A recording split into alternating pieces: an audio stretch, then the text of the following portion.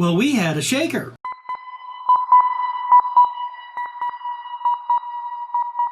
Yeah, we had a bit of a shaker here in California. If you've been watching the channel, we've been doing some videotaping up north of Lone Pine, California, and Bishop, California. And that whole valley suffered a lot of shaking last day or so. And if you notice the painting behind me, it's a little bit askew, and I wanted to save it just where it's at to show you how an earthquake can affect where you're at. Now, Lone Pine, where the epicenter of this earthquake was, is a little bit more than 150 air miles from where I'm at in Bakersfield, California, to Lone Pine. So when the first one, the 5.8, went, it took about a minute for that energy wave of the earthquake to rush across California for me to feel it here. So it took about a minute, a little bit more than a minute, for the energy from that earthquake in Lone Pine, California, to rush across California for me to feel it here. Remember, these things are not instantaneous. It takes a while for that energy wave to propagate across the land for someone else to feel it far away. Now, between me and Lone Pine is the Sierra Mountains. This thing went through the Sierras, lickety-split, went right, the energy passed through the Sierras, called rockslides, all sorts of problems, for me to feel it here. And by the time I got to here, it was probably about a 3-something. And where I'm at, I usually don't feel anything unless it's about a 3.0 or above. And so it rattled a bunch of stuff in the kitchen. So you can see it behind me, a little bit askew, and that was caused by an earthquake more than 150 miles away. So now let's get to the news. I think one of the most important stories today comes from California. It's not earthquake related, it is COVID-19 related. Yesterday, Gavin Newsom, the governor of California, announced a new COVID-19 modeling website where citizen scientists or professionals can look at the raw data for California and make their own conclusions about what's going on. You know, as a lot of us in the science field, we really want data to be public. You know, when it's walled off, no one really gets to add to the conversation. And the data doesn't lie. You can compare it to other data sets, and if something is not right with one data set and everybody else seems to be on the same page, chances are the data set with the problems is either A, faulty, or B, fraudulent. Either way, you can't use it. Governor Newsom said, "The future is not just something to experience. We are not victims of fate. We can manifest the future. It's not something in front of us. It's something inside of us. I say this often. It's decisions, not conditions, that determine our fate and our future. In the state of California, we are proof of that."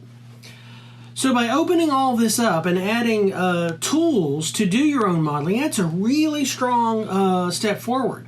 And to be frank, it's something that the CDC, NIH, and World Health Organization should have been doing all along. It would have, I think, aided greatly in preventing the mess we're all in this second wave of corona infections. Links to all this will be in the show notes below. This comes from Texas A&M University, and it's kind of backing up what we've kind of already known all along, but this actually solidifies it with peer-reviewed data. A study has found that not wearing a mask dramatically increases a person's chance of being infected by COVID-19 virus. Now, we have always known that if you're wearing a mask and you are unknowingly infected with it, wearing a mask helps. It's not perfect, but it helps prevent you from spreading the germs to somebody else, spreading viruses to somebody else. In the next few days, we'll be uploading a new video with an experiment that you can do at home showing how you can prove that wearing a mask keeps you from infecting others. But this goes the other way around. This study, it shows that if you're the one wearing the mask and you're not infected, it will help you from getting it from somebody else that is infected. And it kind of makes sense, but you know, but in science we have to prove it. We have to experiment, get data, collect data, run trials. Somebody else has to do it, the whole peer review process. But this is an important step in showing how everybody can help solve the problem. Not a lot of people want to, for whatever reason. You know, if you read on the COVID-19 groups on Facebook, it is kind of a sad statement to how many people are just don't believe science or just want to be politically obstinate. Even if it damages their own health or the health of their loved ones, they would just rather be stubborn and obstinate besides taking care of themselves. So let me read from Science Daily. Rennie Zhang, Texas A&M's Distinguished Professor of Atmospheric Sciences, and Harold J. Hines, Chair of the College of Geosciences, and colleagues from the University of Texas, the University of California, San Diego, and Caltech have had their work published in the current issue of Proceedings of the National Academy of Sciences. The team examined the chances of COVID infection and how the virus is easily passed from one to another. Now, we all know coronavirus is extremely infectious. It is very communicable. It spreads very, very easy. The CDC published a paper, I think yesterday, day before, saying that the actual number of cases of people having COVID-19 could be 10 times higher than it actually is. The number of people that haven't been infected. The team examined the chances of COVID-19 from trends and mitigation procedures in China, Italy, and New York City. The researchers found that using a face mask reduced the number of infections by more than 78,000 in Italy from April 6th to May 9th, and by over 66,000 in New York City from April 17th to May 9th.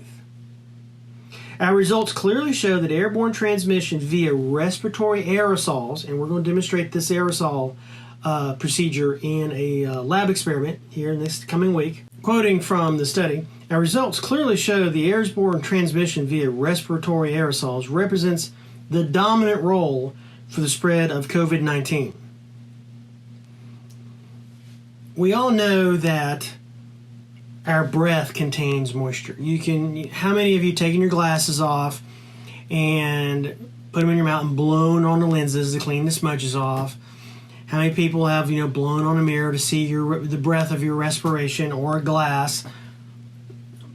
That is not like groundbreaking. Everybody knows that. And in that mist, that moisture vapor that comes out of your lungs, also comes out coronavirus if you have it inside of you. By analyzing the pandemic trends without face covering using the statistical method and by projecting the trend, we calculated that over 66,000 infections were prevented by using a mask in little over a month in New York City. Let me repeat that. By analyzing the pandemic trends without face covering using the statistical method and by projecting the trend, we calculated that over 66,000 infections were prevented by using a mask in little over a month in New York City alone. There was another study that said, if 80% of people wear a mask, the virus would burn itself out in just a few weeks. And again, very disappointing people on these coronavirus groups on Facebook say, "Oh no, that's just fake news. Wearing a mask all the time outside is extreme. That we shouldn't be doing that."